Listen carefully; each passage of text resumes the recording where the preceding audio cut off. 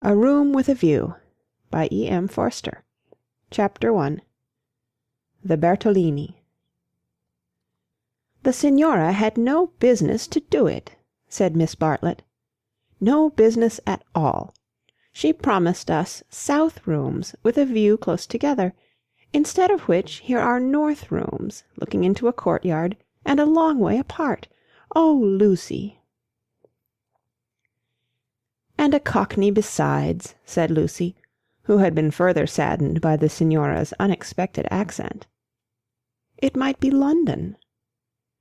She looked at the 2 rows of English people who were sitting at the table, at the row of white bottles of water and red bottles of wine that ran between the English people, at the portraits of the late Queen and the late Poet Laureate that hung behind the English people, heavily framed, at the notice of the English Church, Reverend Cuthbert Eager, M.A. Oxon.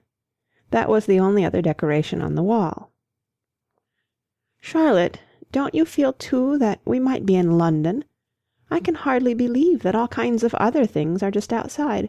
I suppose it is one's being so tired."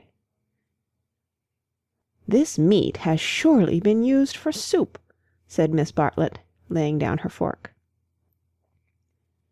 "I want so to see the Arno. The rooms the Signora promised us in her letter would have looked over the Arno. The Signora had no business to do it at all. Oh, it is a shame." "Any nook does for me," Miss Bartlett continued. "But it does seem hard that you shouldn't have a view." Lucy felt that she had been selfish. "Charlotte, you mustn't spoil me. Of course you must look over the Arno too. I meant that. The first vacant room in the front."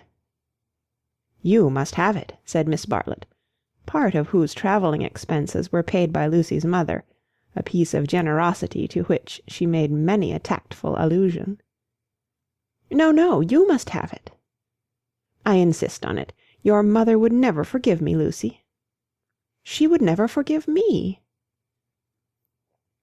The ladies' voices grew animated, and, if the sad truth be owned, a little peevish. They were tired, and under the guise of unselfishness they wrangled. Some of their neighbours interchanged glances, and one of them, one of the ill-bred people whom one does meet abroad, leant forward over the table and actually intruded into their argument. He said, "I have a view, I have a view." Miss Bartlett was startled. Generally, at a pension, people looked them over for a day or two before speaking, and often did not find out that they would do till they had gone. She knew that the intruder was ill-bred even before she glanced at him.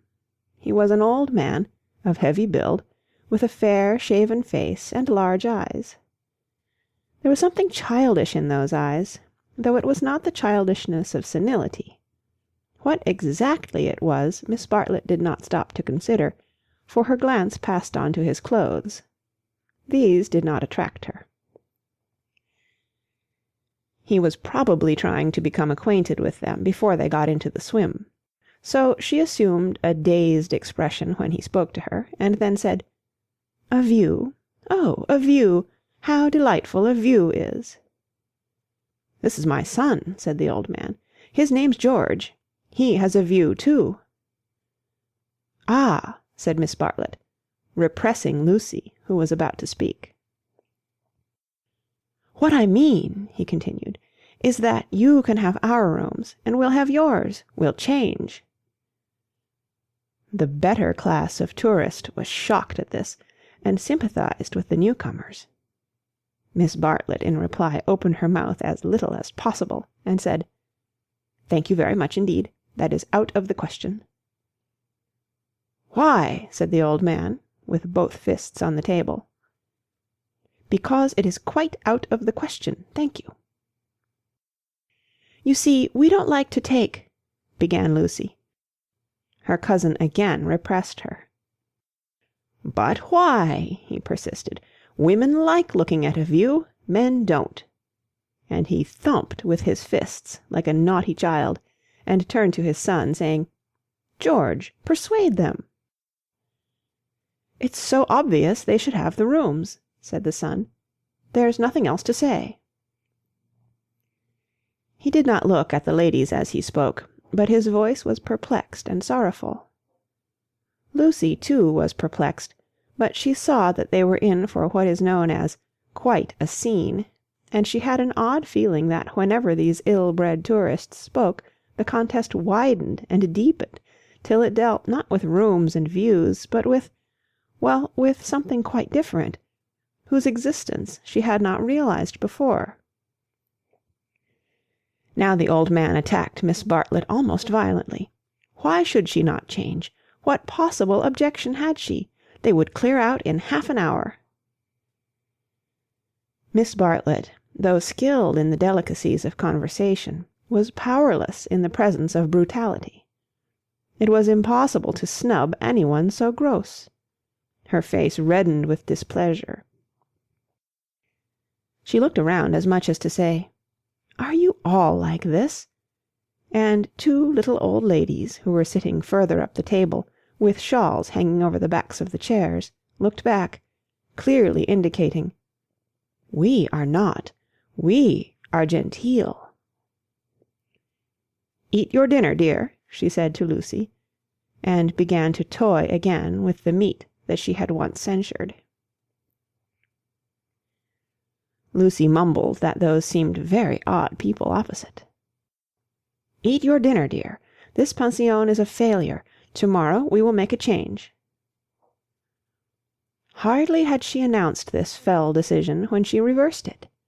The curtains at the end of the room parted, and revealed a clergyman, stout but attractive, who hurried forward to take his place at the table, cheerfully apologizing for his lateness. Lucy, who had not yet acquired decency, at once rose to her feet, exclaiming, "Oh, why, it's Mr. Beebe! Oh, how perfectly lovely! Oh, Charlotte, we must stop now, however bad the rooms are. Oh!" Miss Bartlett said, with more restraint, "How do you do, Mr. Beebe? I expect that you have forgotten us. Miss Bartlett and Miss Honeychurch, who were at Tunbridge Wells when you helped the vicar of St. Peter's that very cold Easter." The clergyman, who had the air of one on a holiday, did not remember the ladies quite as clearly as they remembered him. But he came forward pleasantly enough, and accepted the chair into which he was beckoned by Lucy. "I am so glad to see you," said the girl, who was in a state of spiritual starvation, and would have been glad to see the waiter if her cousin had permitted it. "Just fancy how small the world is! Summer Street, too, makes it so specially funny." "Miss Honeychurch lives in the parish of Summer Street," said Miss Bartlett, filling up the gap, "and she happened to tell me in the course of conversation that you have just accepted the living." "Yes, I heard from mother so last week. She didn't know that I knew you at Tunbridge Wells, but I wrote back at once, and I said, 'Mr. Beebe is—'" "Quite right," said the clergyman. "I move into the rectory at Summer Street next June. I am lucky to be appointed to such a charming neighbourhood." "Oh, how glad I am! The name of our house is Windy Corner." Mr. Beebe bowed. "There's mother and me generally, and my brother, though it's not often we get him to the church is rather far off, I mean." "Lucy, dearest, let Mr. Beebe eat his dinner."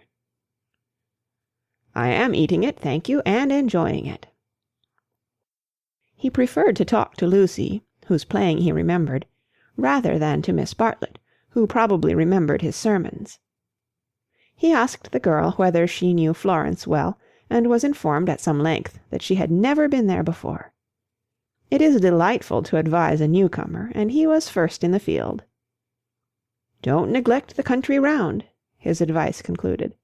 "The first fine afternoon drive up to Fiesole, and round by Settignano, or something of that sort." "No," cried a voice from the top of the table. "Mr. Beebe, you are wrong. The first fine afternoon your ladies must go to Prato." "That lady looks so clever," whispered Miss Bartlett to her cousin. "We are in luck." And indeed, a perfect torrent of information burst on them. People told them what to see, when to see it, how to stop the electric trams, how to get rid of the beggars, how much to give for a vellum blotter, how much the place would grow upon them. The Pension Bertolini had decided, almost enthusiastically, that they would do. Whichever way they looked, kind ladies smiled and shouted at them, and above all rose the voice of the clever lady, crying, "Prato! They must go to Prato! That place is too sweetly squalid for words. I love it. I revel in shaking off the trammels of respectability, as you know." The young man named George glanced at the clever lady, and then returned moodily to his plate. Obviously he and his father did not do. Lucy, in the midst of her success, found time to wish they did. It gave her no extra pleasure that anyone should be left in the cold, and when she rose to go, she turned back and gave the two outsiders a nervous little bow. The father did not see it. The son acknowledged it, not by another bow, but by raising his eyebrows and smiling. He seemed to be smiling across something. She hastened after her cousin, who had already disappeared through the curtains which smote one in the face, and seemed heavy with more than cloth. Beyond them stood the unreliable Signora, bowing good evening to her guests, and supported by Henry, her little boy, and Victoria, her daughter. It made a curious little scene, this attempt of the Cockney to convey the grace and geniality of the South. And even more curious was the drawing-room, which attempted to rival the solid comfort of a Bloomsbury boarding-house. Was this really Italy? Miss Bartlett was already seated on a tightly stuffed armchair, which had the colour and the contours of a tomato. She was talking to Mr. Beebe, and as she spoke her long narrow head drove backwards and forwards, slowly, regularly, as though she were demolishing some invisible obstacle. "We are most grateful to you," she was saying. "The first evening means so much. When you arrived, we were in for a peculiar mauvais quart d'heure." He expressed his regret. "Do you, by any chance, know the name of an old man who sat opposite us at dinner?" "Emerson." "Is he a friend of yours?" "We are friendly, as one is in pensions." "Then I will say no more." He pressed her very slightly, and she said more. "I am, as it were," she concluded, "the chaperone of my young cousin Lucy, and it would be a serious thing if I put her under an obligation to people of whom we know nothing. His manner was somewhat unfortunate. I hope I acted for the best." "You acted very naturally," said he.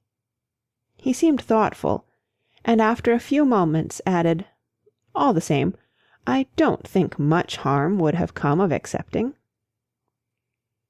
"No harm, of course, but we could not be under an obligation." "He is a rather peculiar man." Again he hesitated, and then said gently, "I think he would not take advantage of your acceptance, nor expect you to show gratitude. He has the merit, if it is one, of saying exactly what he means. He has rooms he does not value, and he thinks you would value them. He no more thought of putting you under an obligation than he thought of being polite. It is so difficult, at least I find it difficult, to understand people who speak the truth." Lucy was pleased, and said, "I was hoping that he was nice. I do so always hope that people will be nice." "I think he is, nice and tiresome. I differ from him on almost every point of any importance, and so, I expect, I may say I hope, you will differ. But his is a type one disagrees with rather than deplores. When he first came here he not unnaturally put people's backs up. He has no tact and no manners. I don't mean by that he has bad manners, and he will not keep his opinions to himself. We nearly complained about him to our depressing Signora, but I am glad to say we thought better of it." "Am I to conclude," said Miss Bartlett, "that he is a socialist?" Mr. Beebe accepted the convenient word, not without a slight twitching of the lips. "And presumably he has brought up his son to be a socialist too." "I hardly know, George, for he hasn't learnt to talk yet. He seems a nice creature, and I think he has brains.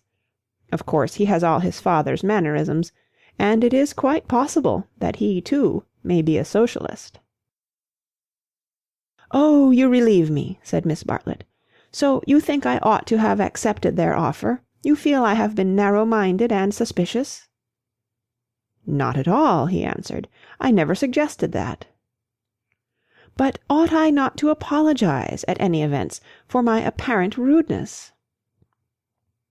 He replied, with some irritation, that it would be quite unnecessary, and got up from his seat to go to the smoking-room.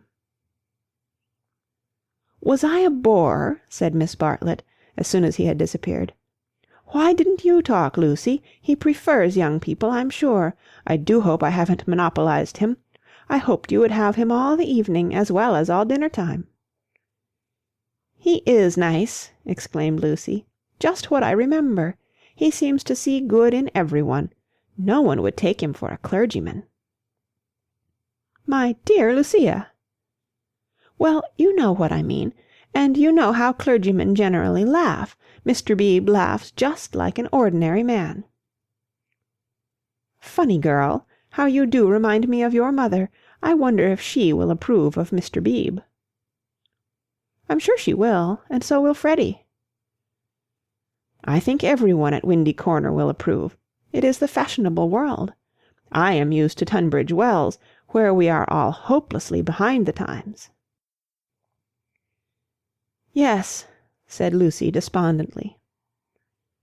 There was a haze of disapproval in the air, but whether the disapproval was of herself, or of Mr. Beebe, or of the fashionable world at Windy Corner, or of the narrow world at Tunbridge Wells, she could not determine. She tried to locate it, but as usual she blundered. Miss Bartlett sedulously denied disapproving of anyone, and added, "I am afraid you are finding me a very depressing companion." And the girl again thought, "I must have been selfish or unkind. I must be more careful. It is so dreadful for Charlotte, being poor."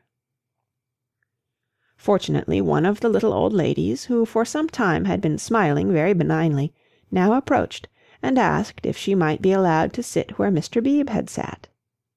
Permission granted, she began to chatter gently about Italy, the plunge it had been to come there, the gratifying success of the plunge, the improvement in her sister's health, the necessity of closing the bedroom windows at night, and of thoroughly emptying the water-bottles in the morning. She handled her subjects agreeably, and they were perhaps more worthy of attention than the high discourse upon Guelphs and Ghibellines which was proceeding tempestuously at the other end of the room. It was a real catastrophe, not a mere episode, that evening of hers at Venice, when she had found in her bedroom something that is one worse than a flea, though one better than something else. "But here you are as safe as in England. Signora Bertolini is so English." "Yet our rooms smell," said poor Lucy. "We dread going to bed." "Ah, then you look into the court." She sighed. "If only Mr. Emerson was more tactful. We were so sorry for you at dinner." "I think he was meaning to be kind." "Undoubtedly he was," said Miss Bartlett. "Mr. Beebe has just been scolding me for my suspicious nature. Of course, I was holding back on my cousin's account." "Of course," said the little old lady, and they murmured that one could not be too careful with a young girl. Lucy tried to look demure, but could not help feeling a great fool. No one was careful with her at home, or, at all events, she had not noticed it. "About old Mr. Emerson, I hardly know. No, he is not tactful, yet have you ever noticed that there are people who do things which are most indelicate, and yet at the same time beautiful?" "Beautiful?" said Miss Bartlett, puzzled at the word. "Are not beauty and delicacy the same?"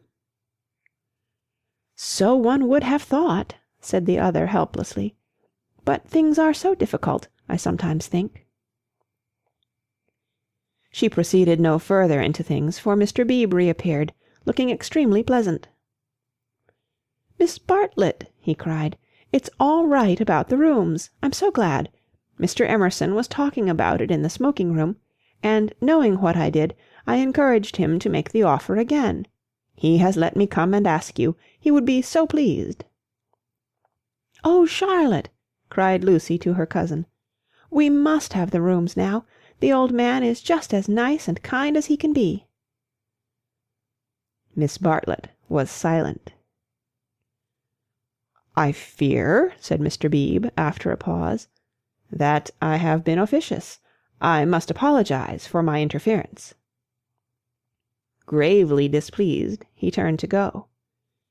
Not till then did Miss Bartlett reply, "My own wishes, dearest Lucy, are unimportant in comparison with yours. It would be hard indeed if I stopped you doing as you liked at Florence, when I am only here through your kindness. If you wish me to turn these gentlemen out of their rooms, I will do it. Would you then, Mr. Beebe, kindly tell Mr. Emerson that I accept his kind offer, and then conduct him to me, in order that I may thank him personally?" She raised her voice as she spoke. It was heard all over the drawing-room, and silenced the Guelphs and the Ghibellines. The clergyman, inwardly cursing the female sex, bowed, and departed with her message.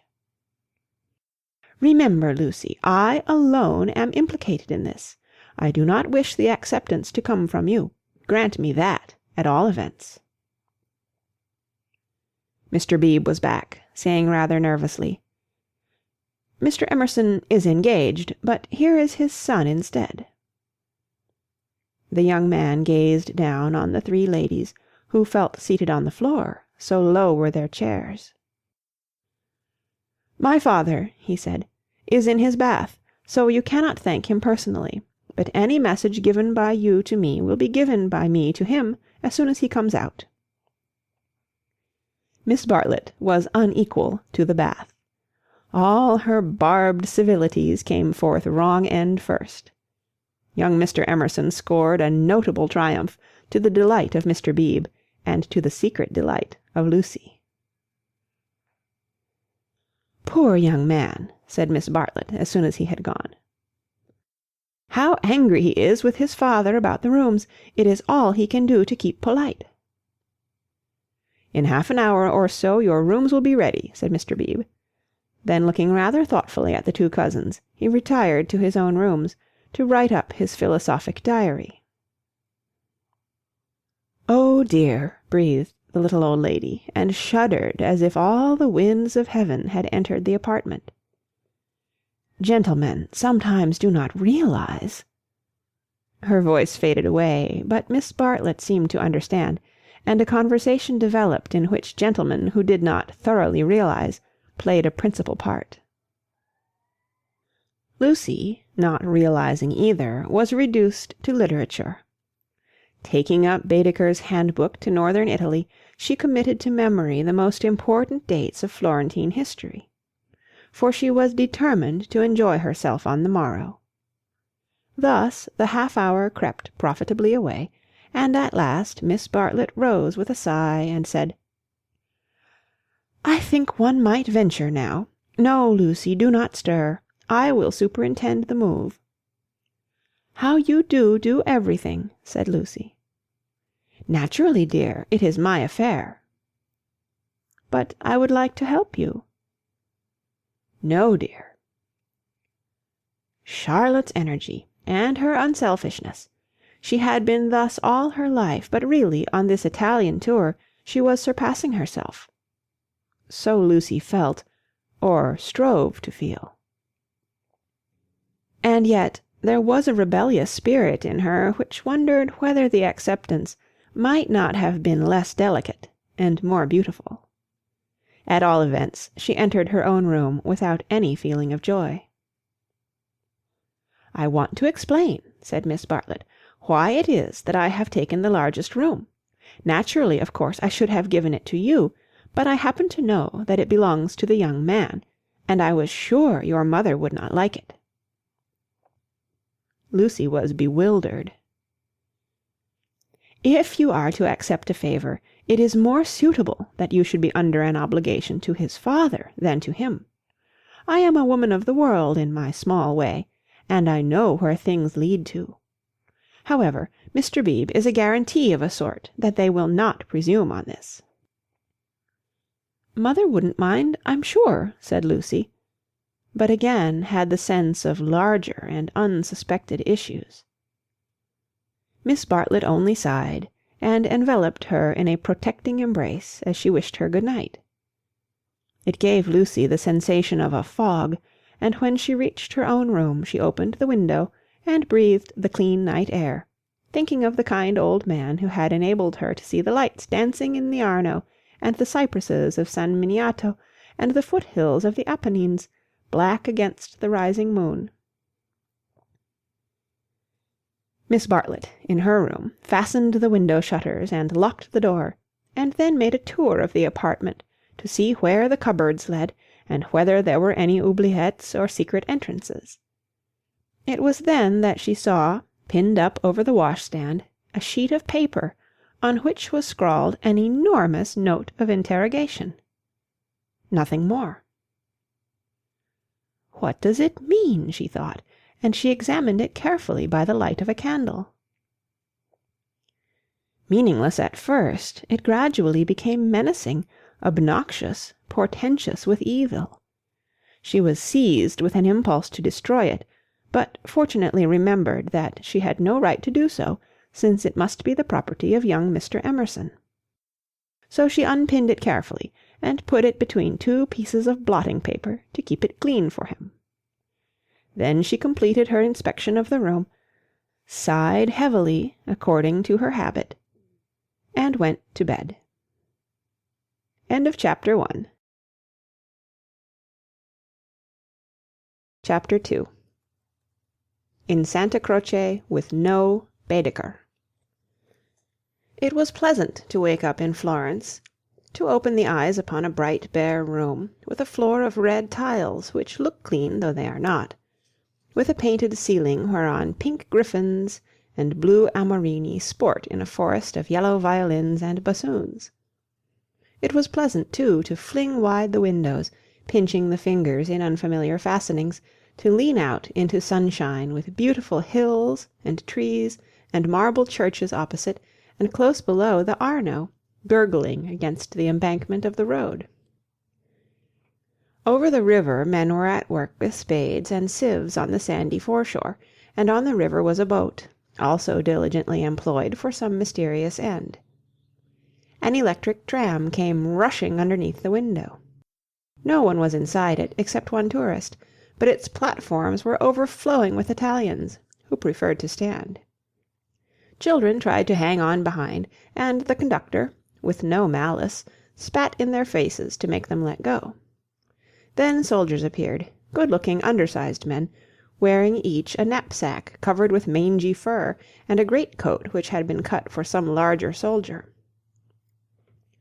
Behind them walked officers, looking foolish and fierce, and before them went little boys, turning somersaults in time with the band. The tram-car became entangled in their ranks, and moved on painfully, like a caterpillar in a swarm of ants. One of the little boys fell down, and some white bullocks came out of an archway. Indeed, if it had not been for the good advice of an old man who was selling button-hooks, the road might never have got clear. Over such trivialities as these many a valuable hour may slip away, and the traveller who has gone to Italy to study the tactile values of Giotto, or the corruption of the papacy, may return remembering nothing but the blue sky and the men and women who live under it. So it was as well that Miss Bartlett should tap and come in, and having commented on Lucy's leaving the door unlocked, and on her leaning out of the window before she was fully dressed, should urge her to hasten herself, or the best of the day would be gone. By the time Lucy was ready, her cousin had done her breakfast, and was listening to the clever lady among the crumbs. A conversation then ensued, on not unfamiliar lines. Miss Bartlett was, after all, a wee bit tired, and thought they had better spend the morning settling in, unless Lucy would at all like to go out? Lucy would rather like to go out, as it was her first day in Florence, but of course she could go alone. Miss Bartlett could not allow this. Of course she would accompany Lucy everywhere. Oh, certainly not. Lucy would stop with her cousin. Oh no, that would never do. Oh yes. At this point the clever lady broke in. If it is Mrs. Grundy who is troubling you, I do assure you that you can neglect the good person. Being English, Miss Honeychurch will be perfectly safe. Italians understand. A dear friend of mine, Contessa Baroncelli, has 2 daughters, and when she cannot send a maid to school with them, she lets them go in sailor hats instead. Everyone takes them for English, you see, especially if their hair is strained tightly behind. Miss Bartlett was unconvinced by the safety of Contessa Baroncelli's daughters. She was determined to take Lucy herself, her head not being so very bad. The clever lady then said that she was going to spend a long morning in Santa Croce, and if Lucy would come too, she would be delighted. "I will take you by a dear dirty back way, Miss Honeychurch, and if you bring me luck we shall have an adventure." Lucy said that this was most kind, and at once opened the Baedeker to see where Santa Croce was. "Tut, tut, Miss Lucy, I hope we shall soon emancipate you from Baedeker. He does but touch the surface of things. As to the true Italy, he does not even dream of it. The true Italy is only to be found by patient observation." This sounded very interesting, and Lucy hurried over her breakfast, and started with her new friend in high spirits. Italy was coming at last. The Cockney Signora and her works had vanished like a bad dream. Miss Lavish, for that was the clever lady's name, turned to the right along the sunny Lung' Arno. How delightfully warm! But a wind down the side streets cut like a knife, didn't it? Ponte alle Grazie, particularly interesting, mentioned by Dante. San Miniato, beautiful as well as interesting.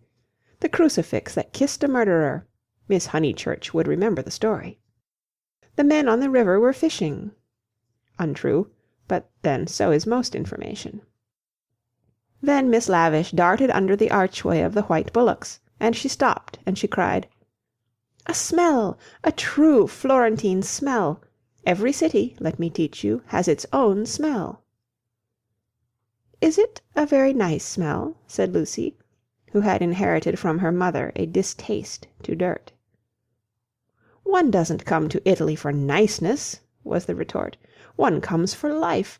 Buongiorno, buongiorno," bowing right and left. "Look at that adorable wine cart. How the driver stares at us, dear, simple soul." So Miss Lavish proceeded through the streets of the city of Florence, short, fidgety, and playful as a kitten, though without a kitten's grace. It was a treat for the girl to be with any one so clever and so cheerful, and a blue military cloak, such as an Italian officer wears, only increased the sense of festivity.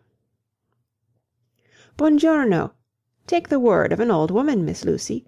You will never repent of a little civility to your inferiors. That is the true democracy. Though I am a real radical as well. There, now you're shocked."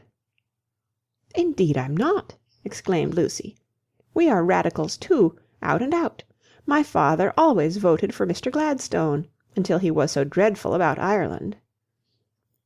I see, and now you have gone over to the enemy." "Oh, please, if my father was alive, I am sure he would vote radical again, now that Ireland is all right. And as it is, the glass over our front door was broken last election, and Freddy is sure it was the Tories, but mother says nonsense, a tramp." "Shameful!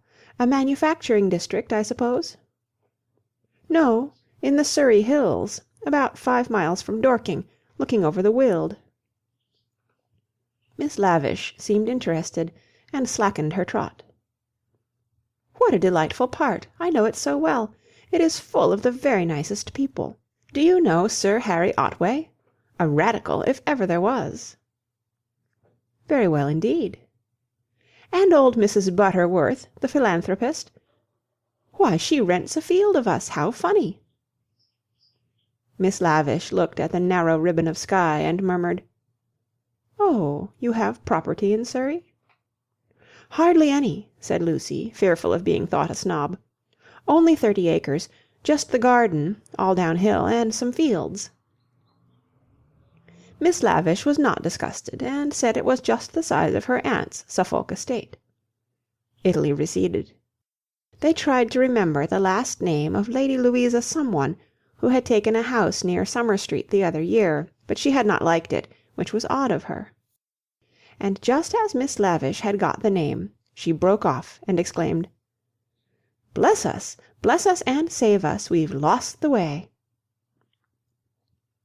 Certainly they had seemed a long time in reaching Santa Croce, the tower of which had been plainly visible from the landing window. But Miss Lavish had said so much about knowing her Florence by heart, that Lucy had followed her with no misgivings. "Lost, lost, my dear Miss Lucy. During our political diatribes we have taken a wrong turning. How those horrid Conservatives would jeer at us! What are we to do? 2 lone females in an unknown town. Now this is what I call an adventure." Lucy, who wanted to see Santa Croce, suggested, as a possible solution, that they should ask the way there. "Oh, but that is the word of a craven, and no, you are not to look at your Baedeker. Give it to me. I shan't let you carry it. We will simply drift." Accordingly they drifted through a series of those grey-brown streets, neither commodious nor picturesque, in which the eastern quarter of the city abounds. Lucy soon lost interest in the discontent of Lady Louisa, and became discontented herself. For one ravishing moment Italy appeared.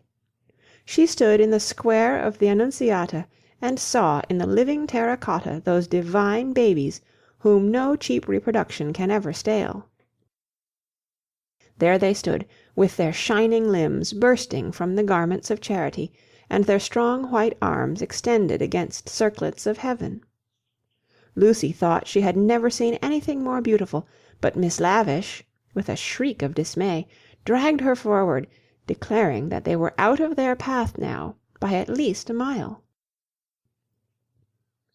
The hour was approaching at which the continental breakfast begins, or rather ceases, to tell, and the ladies bought some hot chestnut paste out of a little shop, because it looked so typical. It tasted partly of the paper in which it was wrapped, partly of hair oil, partly of the great unknown. But it gave them strength to drift into another piazza, large and dusty, on the farther side of which rose a black and white façade of surpassing ugliness. Miss Lavish spoke to it dramatically. It was Santa Croce. The adventure was over. "Stop a minute. Let those 2 people go on, or I shall have to speak to them. I do detest conventional intercourse. Nasty! They are going into the church too. Oh, the Britisher abroad!" "We sat opposite them at dinner last night. They have given us their rooms. They were so very kind." "Look at their figures!" laughed Miss Lavish. "They walk through my Italy like a pair of cows. It's very naughty of me, but I would like to set an examination paper at Dover, and turn back every tourist who couldn't pass it." "What would you ask us?" Miss Lavish laid her hand pleasantly on Lucy's arm, as if to suggest that she, at all events, would get full marks. In this exalted mood they reached the steps of the great church, and were about to enter it when Miss Lavish stopped, squeaked, flung up her arms, and cried, "There goes my local colour box! I must have a word with him." And in a moment she was away over the piazza, her military cloak flapping in the wind. Nor did she slacken speed till she caught up an old man with white whiskers, and nipped him playfully upon the arm. Lucy waited for nearly 10 minutes. Then she began to get tired. The beggars worried her, the dust blew in her eyes, and she remembered that a young girl ought not to loiter in public places. She descended slowly into the piazza with the intention of rejoining Miss Lavish, who was really almost too original. But at that moment Miss Lavish and her local colour-box moved also, and disappeared down a side street, both gesticulating largely. Tears of indignation came to Lucy's eyes, partly because Miss Lavish had jilted her, partly because she had taken her Baedeker. How could she find her way home? How could she find her way about in Santa Croce?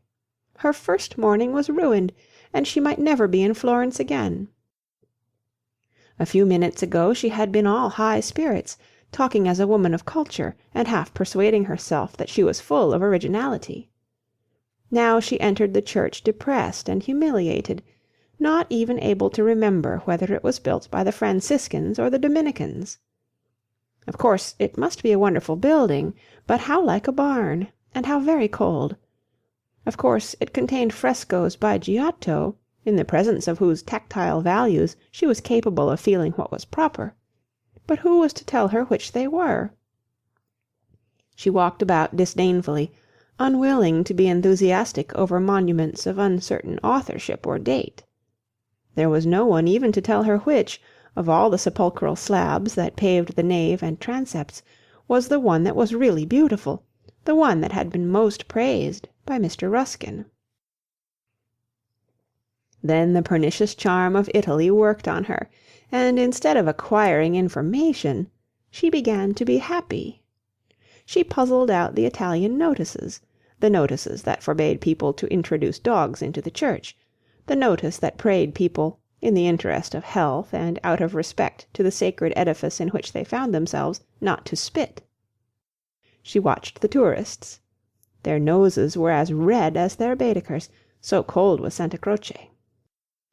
She beheld the horrible fate that overtook 3 papists, 2 he-babies and a she-baby, who began their career by sousing each other with the holy water, and then proceeded to the Machiavelli memorial, dripping but hallowed.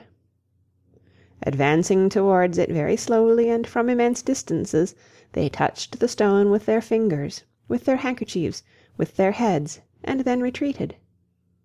What could this mean? They did it again and again. Then Lucy realized that they had mistaken Machiavelli for some saint, hoping to acquire virtue. Punishment followed quickly. The smallest he-baby stumbled over one of the sepulchral slabs so much admired by Mr. Ruskin, and entangled his feet in the features of a recumbent bishop. Protestant as she was, Lucy darted forward. She was too late. He fell heavily upon the prelate's upturned toes. "Hateful bishop!" exclaimed the voice of old Mr. Emerson, who had darted forward also. "Hard in life, hard in death. Go out into the sunshine, little boy, and kiss your hand to the sun, for that is where you ought to be. Intolerable bishop!" The child screamed frantically at these words, and at these dreadful people who picked him up, dusted him, rubbed his bruises, and told him not to be superstitious. "Look at him," said Mr. Emerson to Lucy. "Here's a mess. A baby hurt, cold and frightened. But what else can you expect from a church?" The child's legs had become as melting wax. Each time that old Mr. Emerson and Lucy set it erect, it collapsed with a roar. Fortunately, an Italian lady, who ought to have been saying her prayers, came to the rescue. By some mysterious virtue, which mothers alone possess, she stiffened the little boy's backbone, and imparted strength to his knees. He stood. Still gibbering with agitation, he walked away. "You are a clever woman," said Mr. Emerson.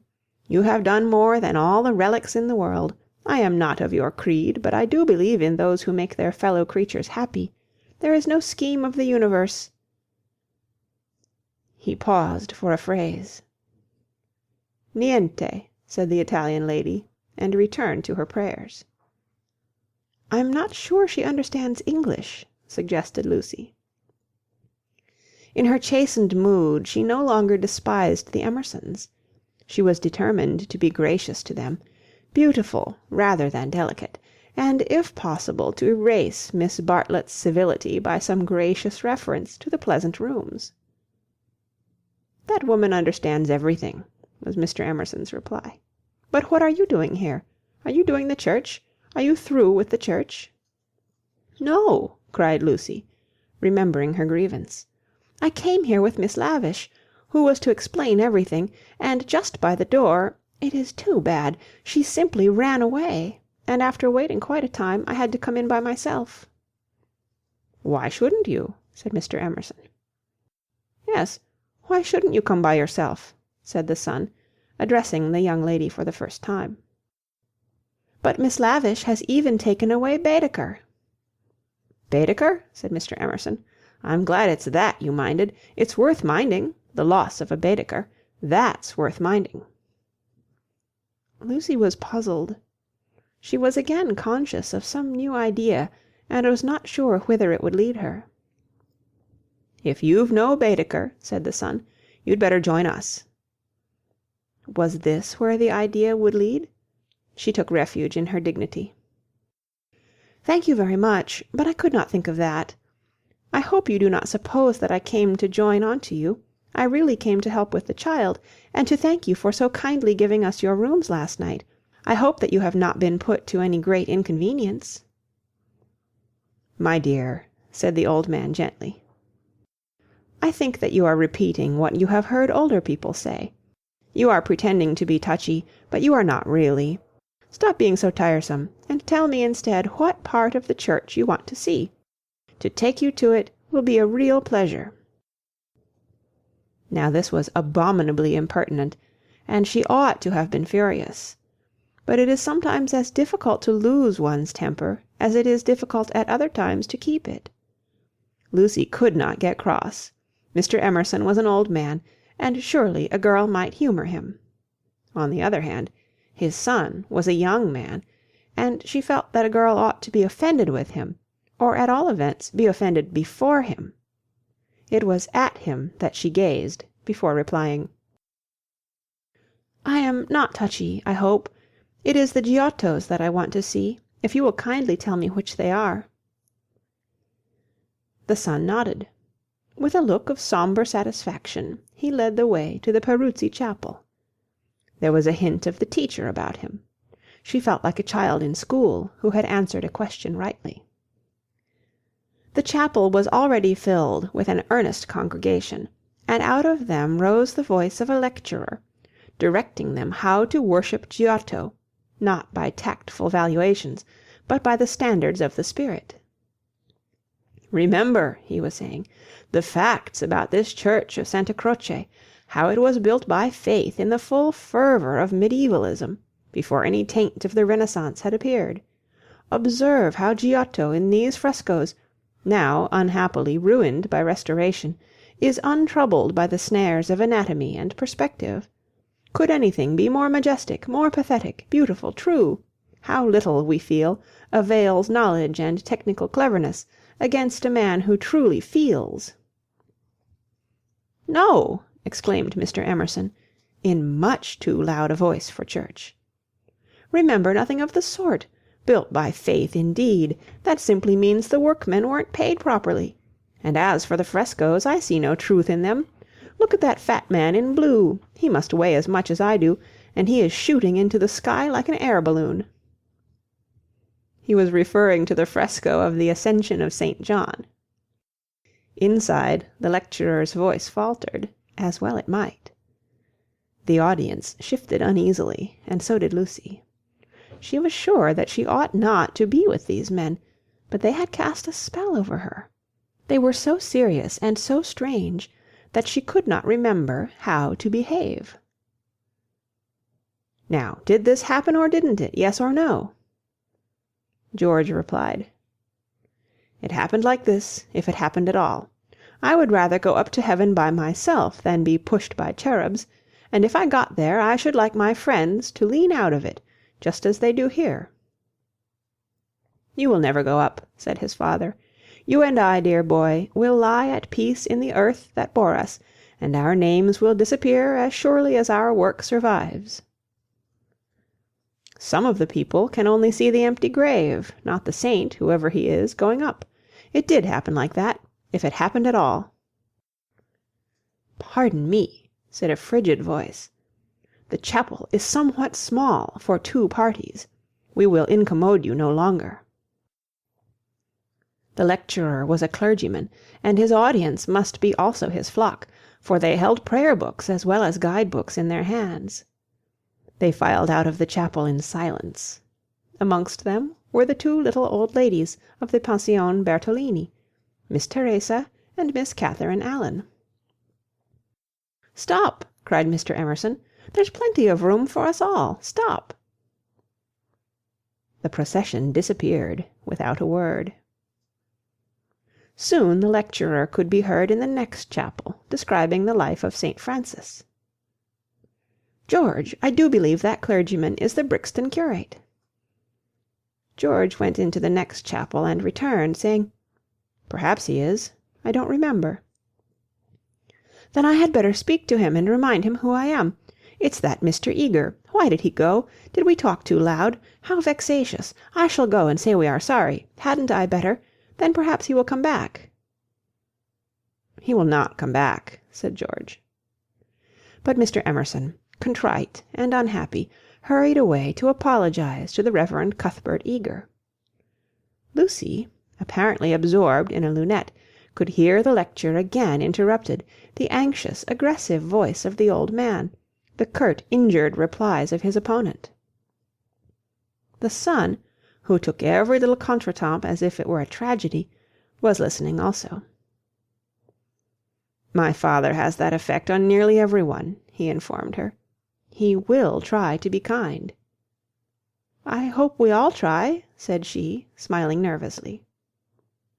"Because we think it improves our characters, but he is kind to people because he loves them, and they find him out, and are offended or frightened."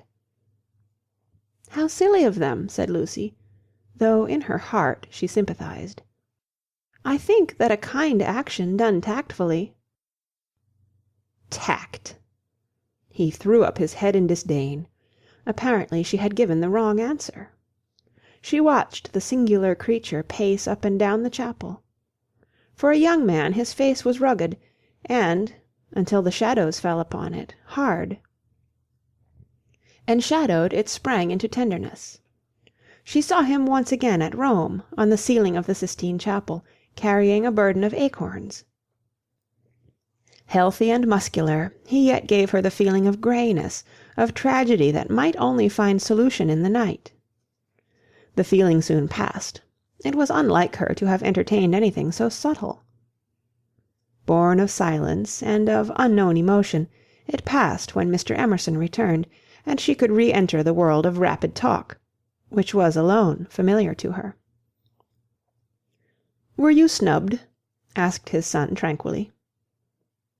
"But we have spoilt the pleasure of I don't know how many people. They won't come back." "Full of innate sympathy, quickness to perceive good in others, vision of the brotherhood of man." Scraps of the lecture on St. Francis came floating round the partition wall. "Don't let us spoil yours," he continued to Lucy. "Have you looked at those saints?" "Yes," said Lucy, "they are lovely. Do you know which is the tombstone that is praised in Ruskin?" He did not know, and suggested that they should try to guess it. George, rather to her relief, refused to move, and she and the old man wandered not unpleasantly about Santa Croce, which, though it is like a barn, has harvested many beautiful things inside its walls. There were also beggars to avoid, and guides to dodge round the pillars, and an old lady with her dog, and here and there a priest, modestly edging to his mass through the groups of tourists. But Mr. Emerson was only half interested. He watched the lecturer, whose success he believed he had impaired, and then he anxiously watched his son. "Why will he look at that fresco?" he said uneasily. "I saw nothing in it." "I like Giotto," she replied. "It is so wonderful what they say about his tactile values, though I like things like the Della Robbia babies better." "So you ought. A baby is worth a dozen saints. And my baby's worth the whole of paradise, and as far as I can see, he lives in hell." Lucy again felt that this did not do. "In hell," he repeated. "He's unhappy." "Oh dear," said Lucy. "How can he be unhappy when he is strong and alive? What more is one to give him? And think how he has been brought up, free from all the superstition and ignorance that lead men to hate one another in the name of God. With such an education as that, I thought he was bound to grow up happy." She was no theologian, but she felt that here was a very foolish old man, as well as a very irreligious one. She also felt that her mother might not like her talking to that kind of person, and that Charlotte would object most strongly. "What are we to do with him?" he asked. "He comes out for his holiday to Italy, and behaves like that, like the little child who ought to have been playing, and who hurt himself upon the tombstone. Eh? What did you say?" Lucy had made no suggestion. Suddenly he said, "Now, don't be stupid over this. I don't require you to fall in love with my boy, but I do think you might try and understand him. You are nearer his age, and if you let yourself go, I am sure you are sensible. You might help me. He has known so few women, and you have the time. You stop here several weeks, I suppose. But let yourself go. You are inclined to get muddled, if I may judge from last night. Let yourself go. Pull out from the depths those thoughts that you do not understand, and spread them out in the sunlight and know the meaning of them. By understanding George, you may learn to understand yourself. It will be good for both of you." To this extraordinary speech, Lucy found no answer. "I only know what it is that's wrong with him, not why it is." "And what is it?" asked Lucy fearfully, expecting some harrowing tale. "The old trouble. Things won't fit." "What things?" "The things of the universe. It is quite true. They don't." "Oh, Mr. Emerson, whatever do you mean?" In his ordinary voice, so that she scarcely realized he was quoting poetry, he said, "From far from eve and morning and yon 12-winded sky, the stuff of life to knit me blew hither. Here am I." George and I both know this, but why does it distress him? We know that we come from the winds, and that we shall return to them, that all life is perhaps a knot, a tangle, a blemish in the eternal smoothness, but why should this make us unhappy? Let us rather love one another, and work, and rejoice. I don't believe in this world sorrow." Miss Honeychurch assented. "Then make my boy think like us. Make him realize that by the side of the everlasting why there is a yes, a transitory yes, if you like, but a yes." Suddenly she laughed. Surely one ought to laugh. A young man melancholy because the universe wouldn't fit, because life was a tangle, or a wind, or a yes, or something? "I'm very sorry," she cried. "You'll think me unfeeling, but... Then she became matronly. "Oh, but your son wants employment. Has he no particular hobby? Why, I myself have worries, but I can generally forget them at the piano. And collecting stamps did no end of good for my brother. Perhaps Italy bores him. You ought to try the Alps, or the lakes." The old man's face saddened, and he touched her gently with his hand. This did not alarm her. She thought that her advice had impressed him, and that he was thanking her for it. Indeed, he no longer alarmed her at all. She regarded him as a kind thing, but quite silly. Her feelings were as inflated spiritually as they had been an hour ago aesthetically, before she lost Baedeker. The dear George, now striding towards them over the tombstones, seemed both pitiable and absurd. He approached, his face in the shadow. He said, Miss Bartlett. "Oh, good gracious me!" said Lucy, suddenly collapsing and again seeing the whole of life in a new perspective. "Where?"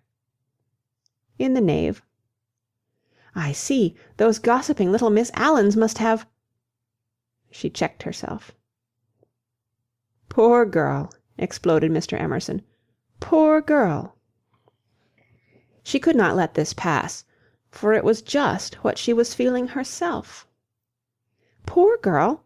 I fail to understand the point of that remark. I think myself a very fortunate girl, I assure you. I'm thoroughly happy, and having a splendid time. Pray don't waste time mourning over me. There's enough sorrow in the world, isn't there, without trying to invent it? Good-bye. Thank you both so much for all your kindness. Ah, yes, there does come my cousin. A delightful morning. Santa Croce is a wonderful church." She joined her cousin. End of chapter 2. Chapter 3. Music, Violets, and the letter S. It so happened that Lucy, who found daily life rather chaotic, entered a more solid world when she opened the piano. She was then no longer either deferential or patronizing, no longer either a rebel or a slave. The kingdom of music is not the kingdom of this world. It will accept those whom breeding and intellect and culture have alike rejected. The commonplace person begins to play and shoots into the empyrean without effort, whilst we look up, marvelling how he has escaped us, and thinking how we could worship him and love him, would he but translate his visions into human words, and his experiences into human actions. Perhaps he cannot. Certainly he does not, or does so very seldom. Lucy had done so never. She was no dazzling executante. Her runs were not at all like strings of pearls, and she struck no more right notes than was suitable for one of her age and situation. Nor was she the passionate young lady who performs so tragically on a summer's evening with the window open. Passion was there, but it could not be easily labelled. It slipped between love and hatred and jealousy, and all the furniture of the pictorial style. And she was tragical only in the sense that she was great, for she loved to play on the side of victory. Victory of what, and over what, that is more than the words of daily life can tell us. But that some sonatas of Beethoven are written tragic no one can gainsay, yet they can triumph or despair as the player decides, and Lucy had decided that they should triumph. A very wet afternoon at the Bertolini permitted her to do the thing she really liked, and after lunch she opened the little draped piano. A few people lingered round and praised her playing, but finding that she made no reply, dispersed to their rooms to write up their diaries or to sleep. She took no notice of Mr. Emerson looking for his son, nor of Miss Bartlett looking for Miss Lavish, nor of Miss Lavish looking for her cigarette-case. Like every true performer, she was intoxicated by the mere feel of the notes. They were fingers caressing her own, and by touch, not by sound alone, did she come to her desire. Mr. Beebe, sitting unnoticed in the window, pondered over this illogical element in Miss Honeychurch, and recalled the occasion at Tunbridge Wells when he had discovered it. It was at one of those entertainments where the upper classes entertain the lower. The seats were filled with a respectful audience, and the ladies and gentlemen of the parish, under the auspices of their vicar, sang or recited or imitated the drawing of a champagne cork.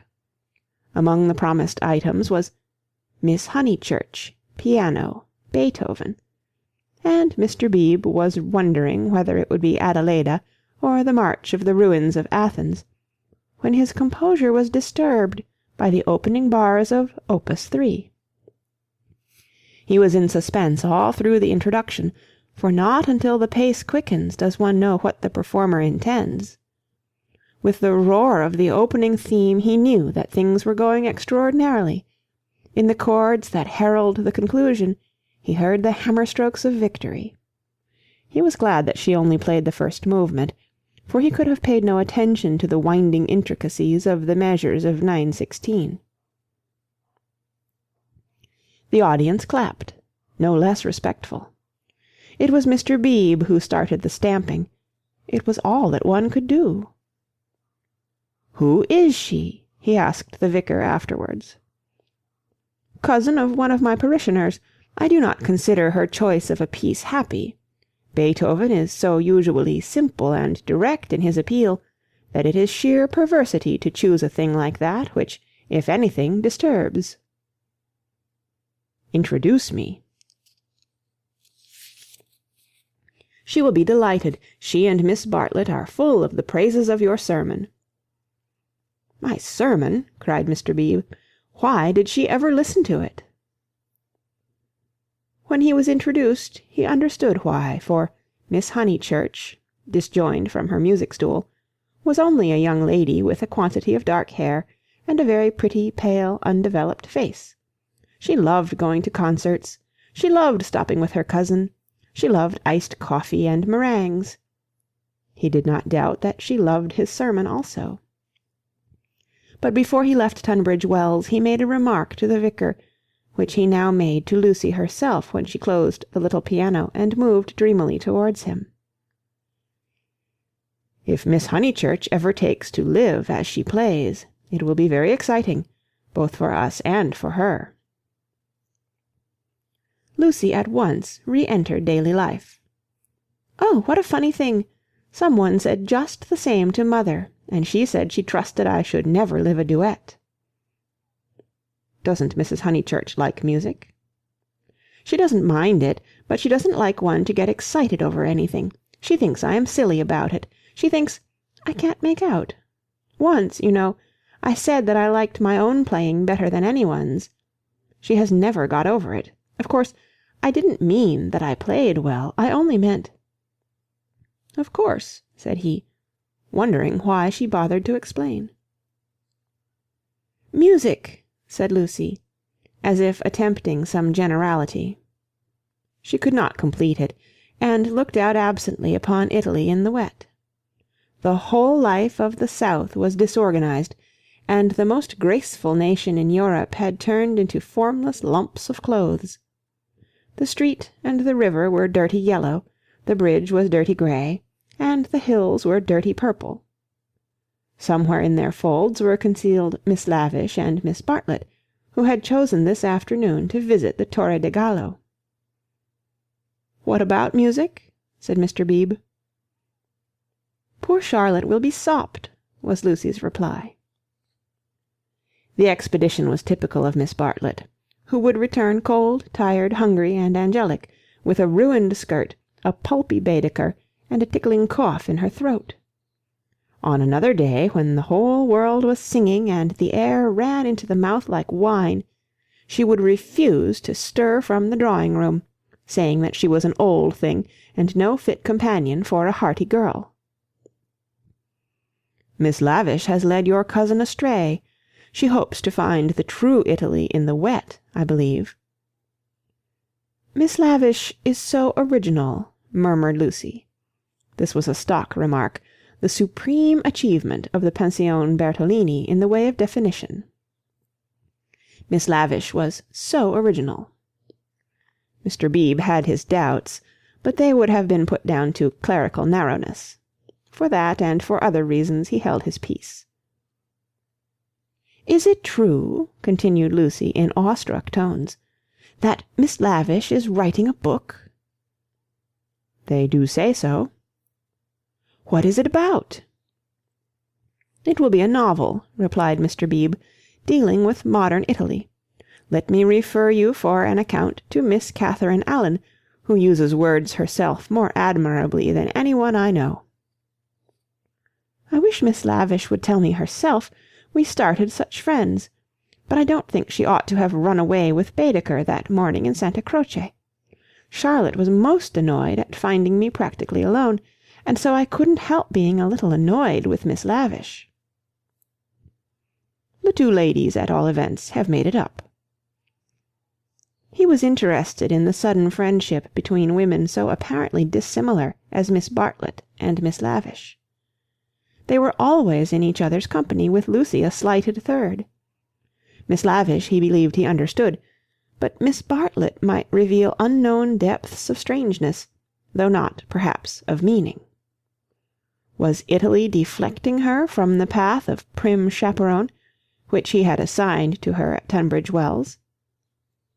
All his life he had loved to study maiden ladies. They were his specialty, and his profession had provided him with ample opportunities for the work. Girls like Lucy were charming to look at, but Mr. Beebe was, from rather profound reasons, somewhat chilly in his attitude towards the other sex, and preferred to be interested rather than enthralled. Lucy, for the third time, said that poor Charlotte would be sopped. The Arno was rising in a flood, washing away the traces of the little carts upon the foreshore. But in the south-west there had appeared a dull haze of yellow, which might mean better weather if it did not mean worse. She opened the window to inspect, and a cold blast entered the room, drawing a plaintive cry from Miss Catherine Allen, who entered at the same moment by the door. "Oh, dear Miss Honeychurch, you will catch a chill, and Mr. Beebe here besides. Who would suppose this is Italy? There is my sister actually nursing the hot water can. No comforts or proper provisions." She sidled towards them and sat down, self-conscious, as she always was on entering a room which contained one man, or a man and one woman. "I could hear your beautiful playing, Miss Honeychurch, though I was in my room with the door shut. Door shut, indeed, most necessary. No one has the least idea of privacy in this country, and one person catches it from another." Lucy answered suitably.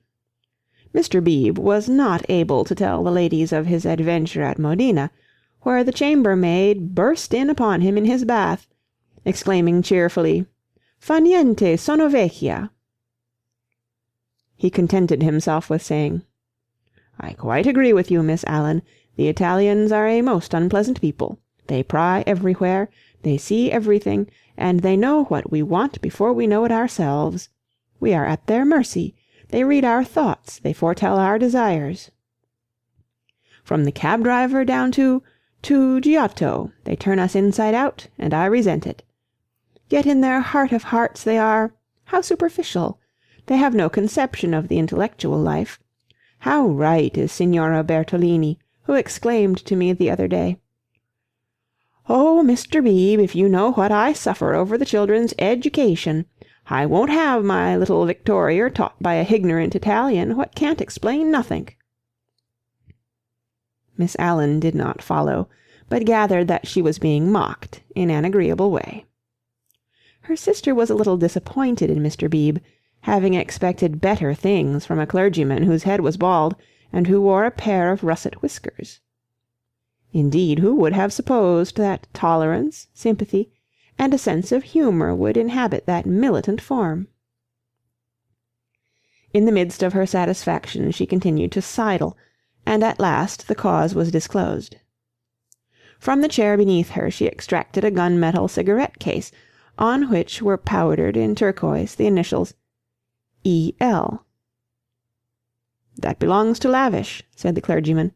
"A good fellow, Lavish, but I wish she'd start a pipe."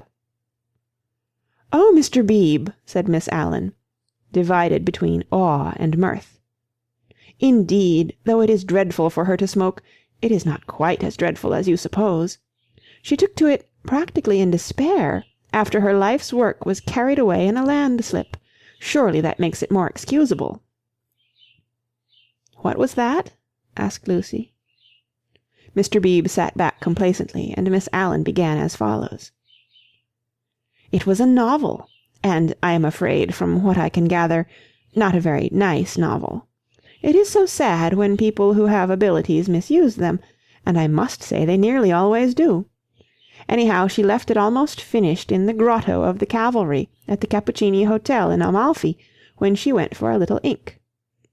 She said, "Can I have a little ink, please?" But you know what Italians are, and meanwhile the grotto fell roaring on to the beach, and the saddest thing of all is that she cannot remember what she has written. The poor thing was very ill after it, and so got tempted into cigarettes. It is a great secret, but I am glad to say that she is writing another novel. She told Teresa and Miss Pole the other day that she had got up all the local colour. This novel is to be about modern Italy, the other was historical, but that she could not start till she had an idea. First she tried Perugia for an inspiration, then she came here. This must on no account get round. And so cheerful through it all, I cannot help thinking that there is something to admire in everyone, even if you do not approve of them. Miss Allen was always thus being charitable against her better judgment. A delicate pathos perfumed her disconnected remarks, giving them unexpected beauty, just as in the decaying autumn woods there sometimes rise odours reminiscent of spring. She felt she had made almost too many allowances, and apologized hurriedly for her toleration. All the same, she is a little too, I hardly like to say unwomanly, but she behaved most strangely when the Emersons arrived. Mr. Beebe smiled as Miss Allen plunged into an anecdote which he knew she would be unable to finish in the presence of a gentleman. "I don't know, Miss Honeychurch, if you have noticed that Miss Pole, the lady who has so much yellow hair, takes lemonade. That old Mr. Emerson who puts things very strangely." Her jaw dropped. She was silent. Mr. Beebe, whose social resources were endless, went out to order some tea, and she continued to Lucy in a hasty whisper, "Stomach! He warned Miss Pole of her stomach. Acidity, he called it, and he may have meant to be kind. I must say I forgot myself and laughed, it was so sudden." As Teresa truly said, it was no laughing matter. But the point is that Miss Lavish was positively attracted by his mentioning S, and said she liked plain speaking, and meeting different grades of thought. She thought they were commercial travellers. Drummers was the word she used, and all through dinner she tried to prove that England, our great and beloved country, rests on nothing but commerce. Teresa was very much annoyed, and left the table before the cheese, saying as she did so, "There, Miss Lavish, is one who can confute you better than I," and pointed to that beautiful picture of Lord Tennyson. Then Miss Lavish said, "Tut, the early Victorians." Just imagine! Tut, the early Victorians! My sister had gone, and I felt bound to speak. I said, "Miss Lavish, I am an early Victorian, at least, that is to say, I will hear no breath of censure against our dear Queen." It was horrible speaking.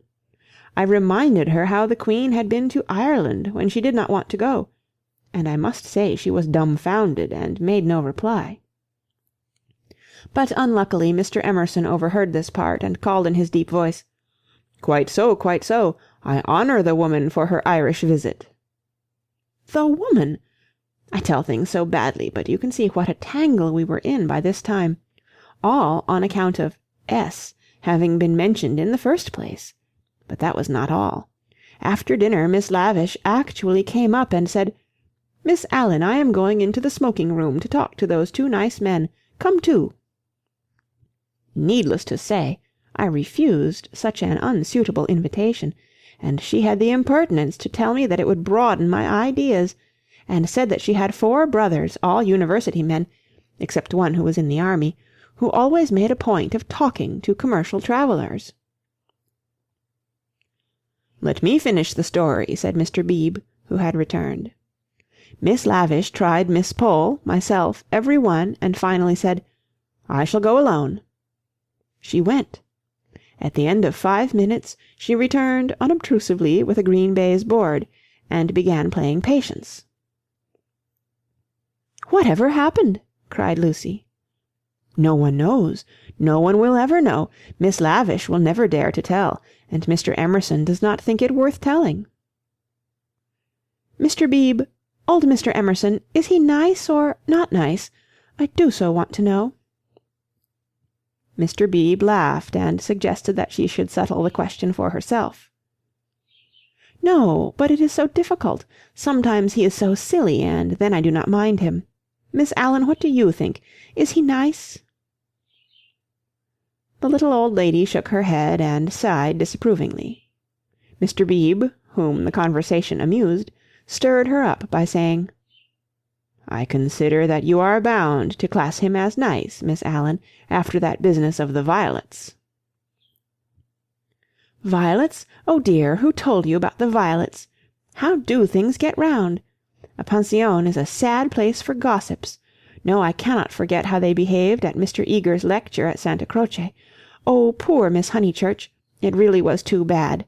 No, I have quite changed. I do not like the Emersons. They are not nice." Mr. Beebe smiled nonchalantly. He had made a gentle effort to introduce the Emersons into Bertolini society, and the effort had failed. He was almost the only person who remained friendly to them. Miss Lavish, who represented intellect, was avowedly hostile, and now the Miss Allens, who stood for good breeding, were following her. Miss Bartlett, smarting under an obligation, would scarcely be civil. The case of Lucy was different.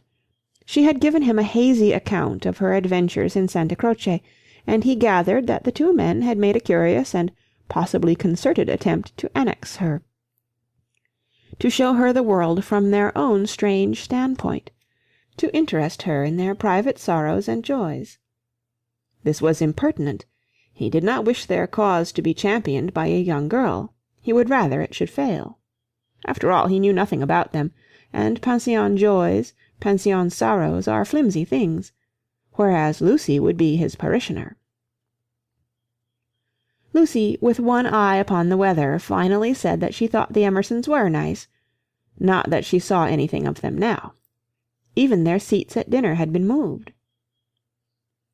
"But aren't they always waylaying you to go out with them, dear?" said the little lady inquisitively.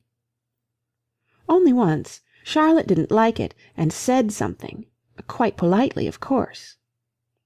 "Most right of her. They don't understand our ways. They must find their level." Mr. Beebe rather felt that they had gone under.